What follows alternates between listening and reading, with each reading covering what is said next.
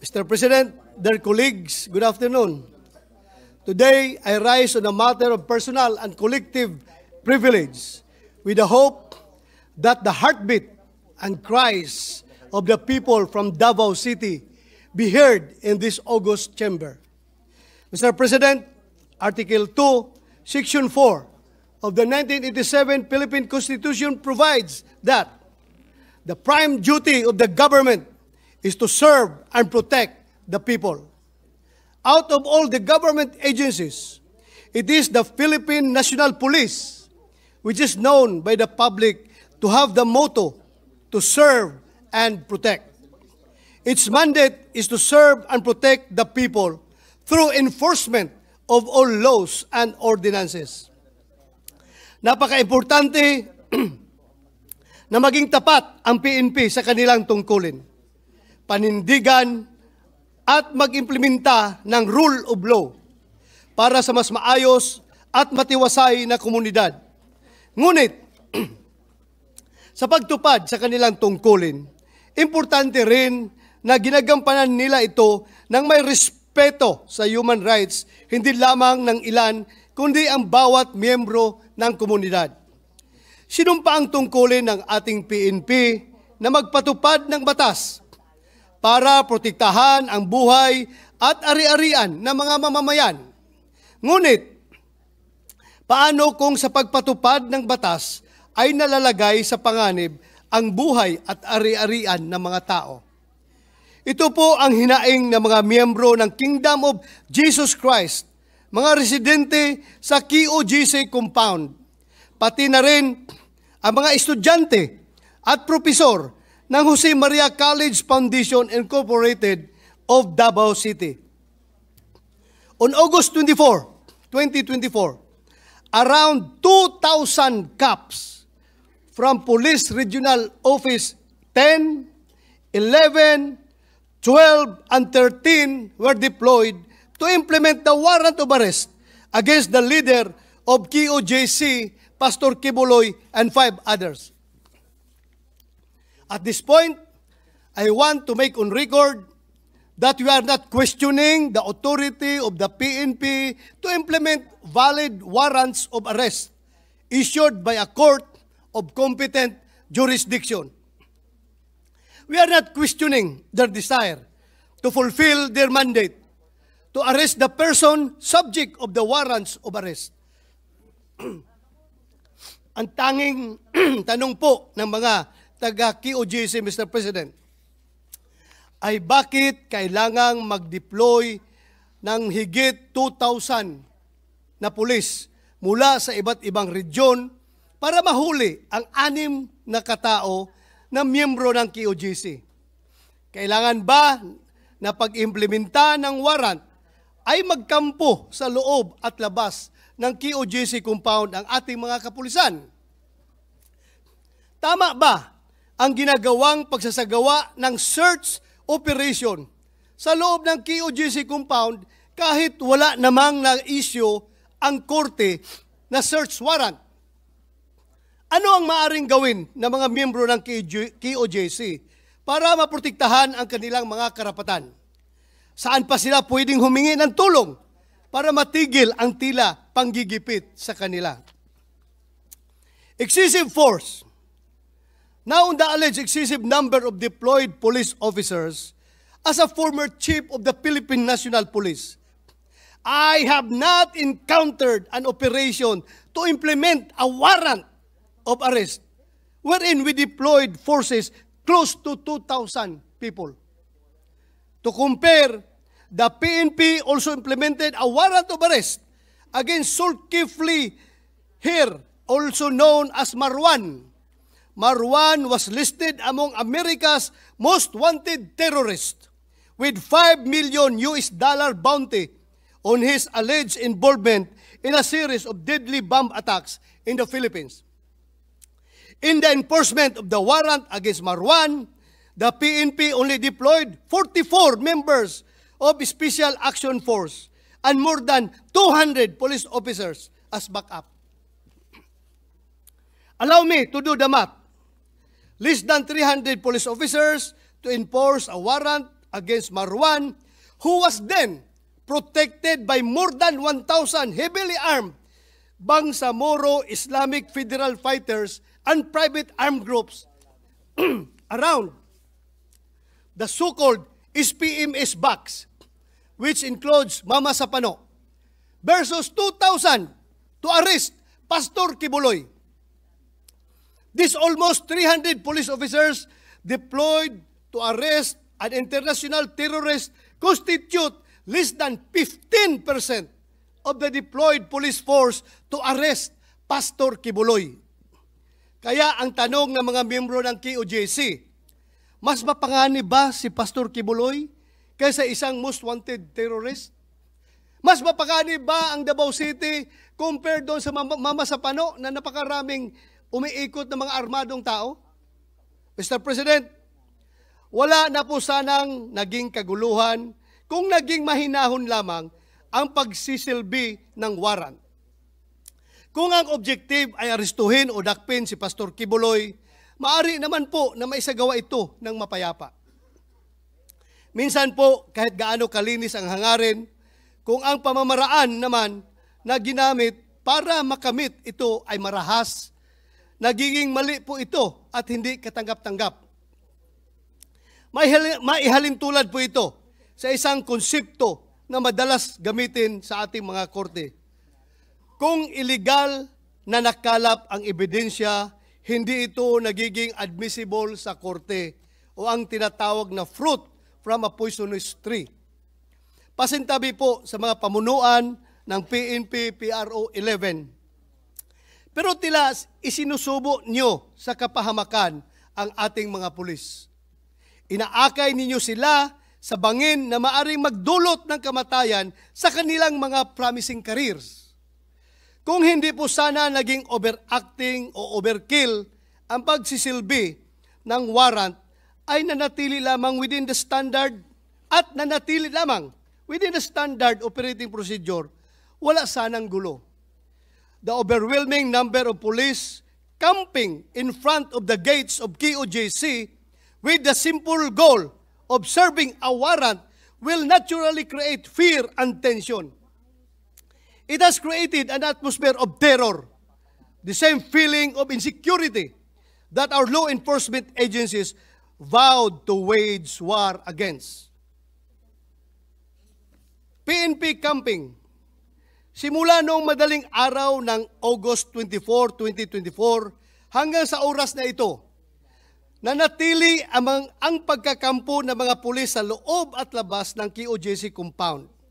Gaano karami po bang bilang ng mga pulis ang kailangang i-deploy para arestuhin ang isang tao?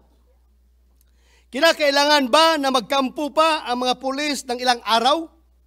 Gamit ang resources ng pamahalaan para lamang sa isang simpleng operasyon na pagsisilbi ng warrant.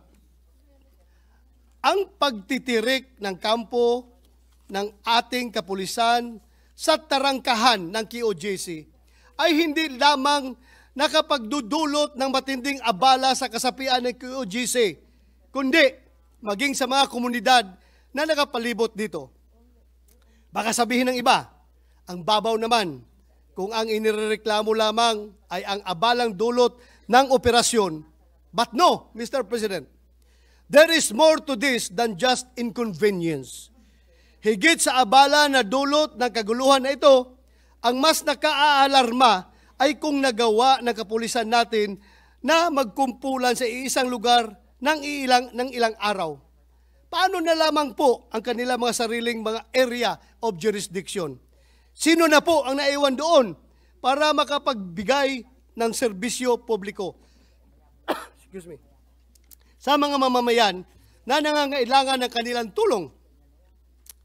Tila napaka-espesyal naman po ni Pastor Kibuloy para pagtutuunan siya ng halos buong puwersa ng kapulisan ng 4 na police regional offices ng Pilipinas. Halos po ang buong Mindanao na po.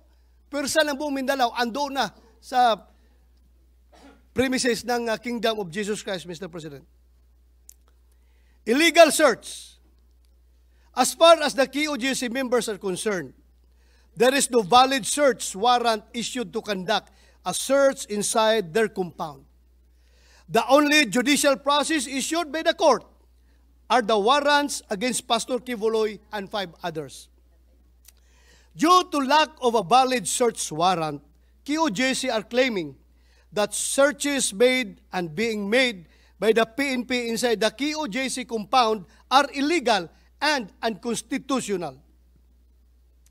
They claim that PNP cannot and should not claim that such search is incidental to a lawful arrest. They anchor their stand on the established rule in the numerous Supreme Court decisions that the law requires that there first be a lawful arrest before a search can be made. The purpose cannot be reversed. Kung hindi pa nahuhuli o naaresto si Pastor Quiboloy o ang ibang miyembro ng QOJC na subject ng warrant of arrest, bakit nagsasagawa ng search ang PNP sa compound ng QOJC? May bago na po bang alituntunin ang PNP sa pag-iimplementa ng warrant of arrest? Tayo po mga pulis, isama ko na po ang aking sarili, ay mga takapagpatupad ng batas. Hindi po tayo mga alipin nito, pagkat tayo po ay may mga isip at puso. Higit sa lahat, hindi tayo mga kasangkapan na mga nakakataas sa atin na maaari tayong ituring na mga tao-tauhan sa ngalan ng batas para sa kung anumang motibo nila. Ang tunay na adhikain ng mga sumulat ng batas ay ang pangalagaan ang kapakanan ng bawat isa, ang mapaglingkuran at mabigyang proteksyon ang lahat, to serve and protect. Recourse of QOJC, Mr. President, sa gitna ng kaguluhan at presensya ng higit 2,000 na pulis sa QOJC compound at sa kahabaan ng Carlos P. Garcia Highway sa Davao City, isa pong miyembro ng QOJC ang binawian ng buhay at marami naman po ang nagpahayag na sila ay nasaktan dahil sa insidente. Desperado na po ang mga miyembro ng QOJC. Kahit po ang ilang residente ng Davao City ay nalulungkot sa mga nangyayari. Ngayon na lang po kasi ulit nagkaroon ng kaguluhan sa aming syudad. Sa kawalang pag-asa po ng mga miyembro ng QOJC, mukhang napag-iisipan na rin nila na gumamit ng dahas. Kaninang umaga, nakatanggap po ako ng report na mayroon daw mga miyembro ng QOJC ang sinasaktan ang iba nilang miyembro at isinisisi sa mga pulis. Kung totoo po ito, umaapila ako sa pamunuan ng QOJC at mga miyembro nito. Pigilan po natin ang ating mga sarili. Huwag po sanang sumama ang ating loob sa ating mga pulis na na-deploy sa inyong compound. Sila po ay sumusunod lamang sa kautusan ng kinauukulan. Huwag po ninyo sa kanila ibaling ang inyong inis at galit. Sinusubukan lamang po nila na gawin ang kanilang trabaho. Sigurado po ako na mas marami sa kanila ang hindi pinili na ma-deploy sa QOJC compound. Lagi po sana nating piliin ang kapayapaan. Naniwala po ako na likas na mabuti ang mga kasapi ng QOJC. Sana po ay i-exercise ng ating kapulisan ang maximum tolerance. Huwag po natin silang bigyan ng sapat na dahilan upang labanan ang pamahalaan. Sino man pong nakaramdam ng panggigipit ay maaaring humantong sa pagyakap sa karahasan. Sa mga miyembro ng QOJC, huwag po tayong mawala ng pag-asa. Manalig pa rin po tayo na ang mga alagad ng batas ay ipapatupad ng maayos ang batas. Patunay po rito ang naging temporary protection order na inilabas ng Regional Trial Court Branch 15 ng Davao City na nagpapapatigil sa PNP sa kanilang mga ginagawang paglabag sa inyong religious at academic rights. Here is my appeal to the President Bongbong Marcos, Mr. President. Mr. President, It is my fervent hope that my remarks in this August chamber will reach President Bongbong Marcos. To President Bongbong Marcos, I am reaching out to you in all humility. I do so not only as a concerned citizen and a resident of Davao City. I speak also as someone who deeply believes in your commitment to this nation. Marami na po tayong narinig sa balita. Hindi raw po aalis ang PNP dahil may nadidetect silang heartbeat. To that, we raise no objection. We are in opposition to question these technological advancements. And yet, while your PNP is focused on the underground heartbeat, which they suspect belongs to the heart of Pastor Kibuloy, I urge you, dear President of this nation, to listen also to a different sort of heartbeat, the heartbeat of thousands of Filipinos in the midst of this cacophony of sounds. It is our hope that the voices and hearts of these Filipinos will not be drowned out. Among them are the members of the KOJC, deprived of their religious freedoms. Their right to practice their faith is being challenged, and their pleas for support are echoing through our land. Excuse me. Let us also listen to the hearts of thousands of students from Jose Maria College Foundation Incorporated and Lyceum of the Philippines in Davao City, as well as their parents, who are grappling with the disruption of their education. I feel that it is not suitable, it's not justifiable, that in the attempt to serve a warrant of arrest, we also end up arresting our young people's dreams. This is highly unwarranted, Mr. President. Their aspirations hang in the balance as ongoing siege affect their learning environment and their future prospects. Additionally, the closure of Carlos P. Garcia Highway near the airport has caused immense hardship for many Davaoenos. Their daily lives are disrupted and their convenience and well-being are at stake. Pagod na rin ang mga tao. More precisely, pagod na rin ang mga puso ng mga tao. Their weary hearts have resorted to seemingly marching to a different beat, regretting their choice of leadership, losing their hope. Yet, I stand here with unwavering faith in you as the father of our nation. I, for one, still believe in your capacity to care for every Filipino. After all, regardless of where we find ourselves politically, socially, religiously, or even physically, we all share the same heart and spirit. Mr. President, may President Bongbong Marcos continue to listen to the heartbeat of the people. Hindi lamang sa sports, kundi sa lahat ng aspeto ng buhay Pilipino. Puso, Mr. President, puso. Maraming salamat po. Senator Bongo, Seeking recognition. Mr. President, I am one with the privileged speech of my colleague Senator Bato in upholding the rule of law and the motto of the PNP, which is to serve and protect. Mr. President, we condemn the excessive use of force.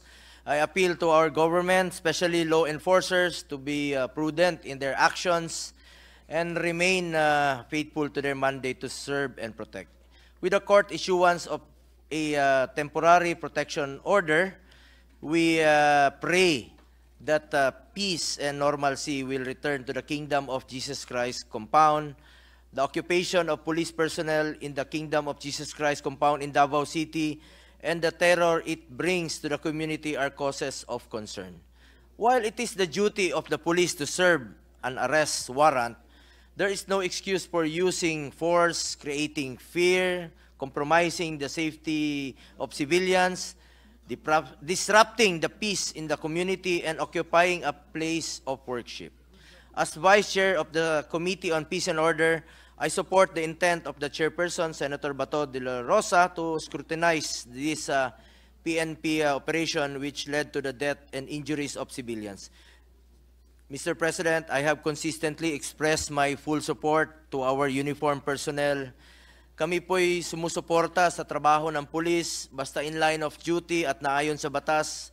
Noong panahon po ni dating Pangulong Duterte, dinoble po ang sahod nila, pinaghirapan natin yon at ako'y patuloy na sumusuporta sa ating mga uniform personnel. Ang atin naman dito, walang masaktan kung ano lang po yung ayon sa batas at ipatupad ng wala pong excessive use of force. I will not tolerate any form of abuse and will not let our police be weaponized to inflict harm on ordinary citizens. Kaya nga po, lagi kong payo sa mga pulis, just do what is right and be professional. Proteksyonan niyo po ang buhay ng bawat Pilipino. Tugusin niyo po ang mga nananakot at nananamantala, pero huwag kayong pumayag na kayo ang maging sanhi ng takot at maging instrumento ng pananamantala. Mr. President, one life lost is too many. Imbis na maximum tolerance, ginawa na pong maximum terrorism. Hindi naman po terorista ang hinahanap nila, ba't kailangan pagmumukaing battleground ng isang place of worship? Merong mga naiulat na paggamit po ng tear gas at pepper spray sa isang sibilyan na nakikiusap lang po sa mga kapulisan.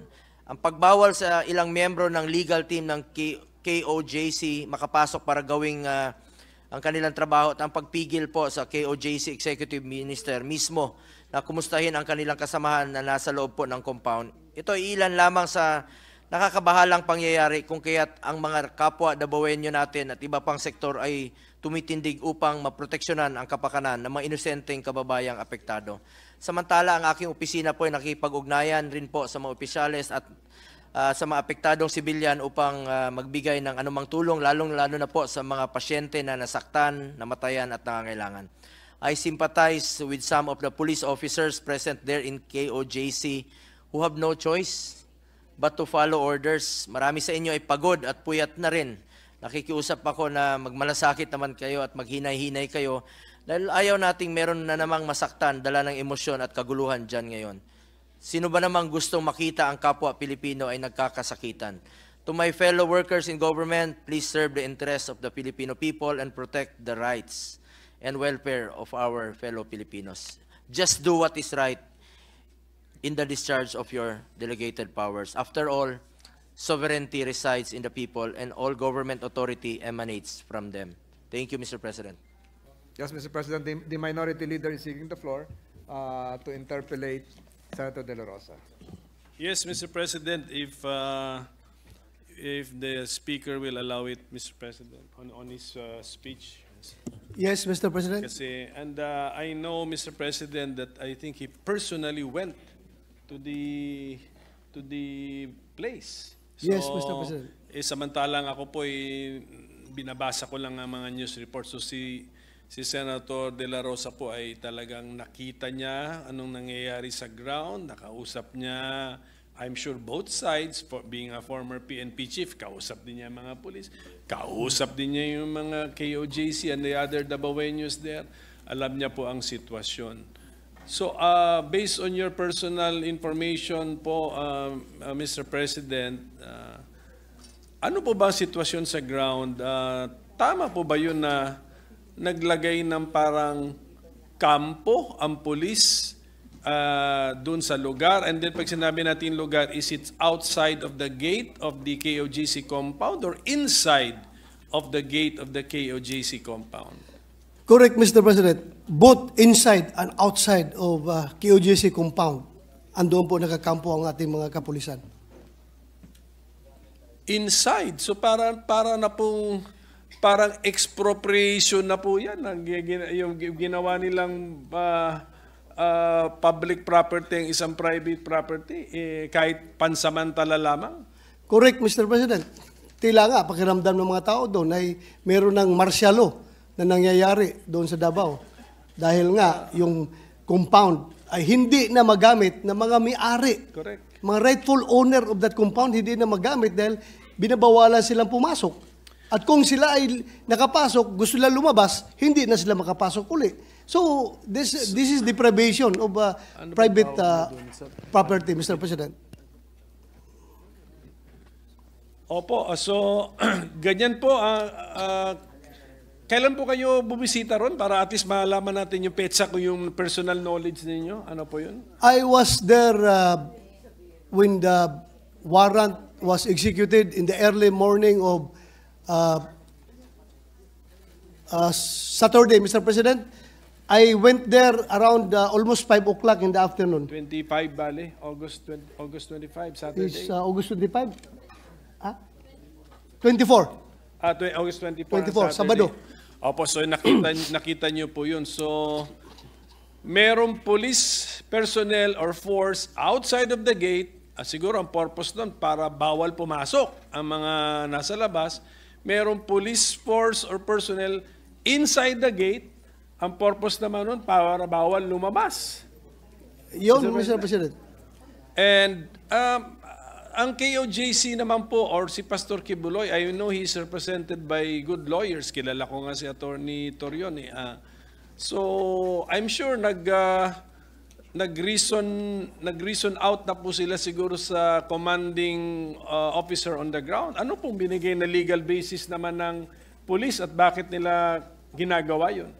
Their reason, Mr. President, for not vacating the area was that meron pa daw silang namumonitor na heartbeat sa ilalim ng lupa, underground. And that could possibly be the heartbeat of Pastor Apollo Kibuloy.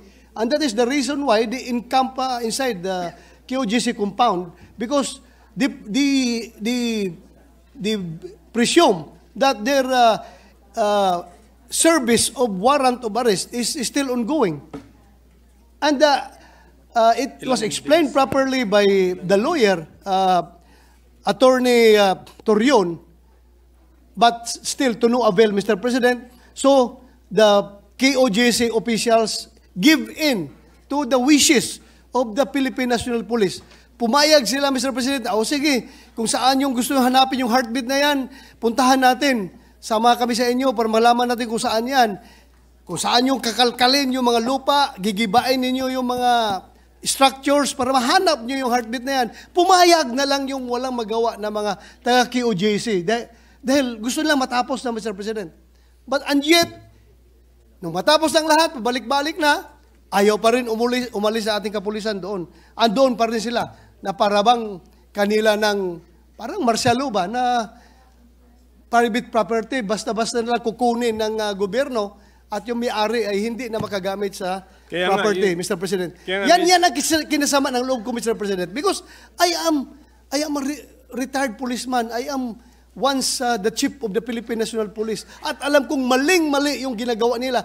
But still, why are these people continue to do that despite knowing that they are violating the rule of law?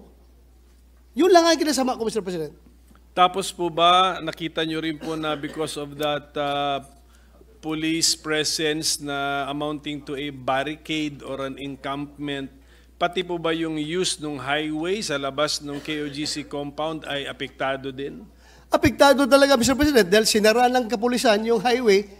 Siguro, yung lane, lane na pinakamalapit o yung buong highway? Yung buong highway, buong highway, airport hanggang dulo, yung buong highway hanggang Panakan, hindi na mapasukan ng sasakyan dahil hinarang ng pulis. Dahil, siguro, to my mind, I am also a policeman. We think the same manner, Mr. President. Alam ko yan, ginawa ng kapulisan para harangin yung posibleng reinforcement dahil takot sila magkakaroon ng people power doon sa KOJC premises. Kaya hinarangan nila na wala makapasok na sasakyan para wala mag-transport ng mga tao doon. So, I am not blaming them for that. Kanya-kanya diskarte yan, Mr. President.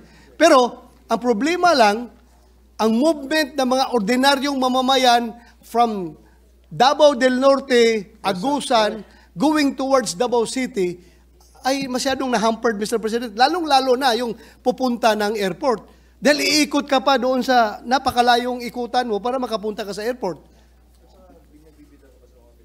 Well, yun na nga, Mr. President. Pero kasi yung mga worry nila ng kapulisan, na sabi na ating speaker, former chief ng PNP, na-anticipate mo, logical. But it's because you're taking too long to serve the arrest warrant. That is the point. Yes, Why, Mr. President. why okay, and then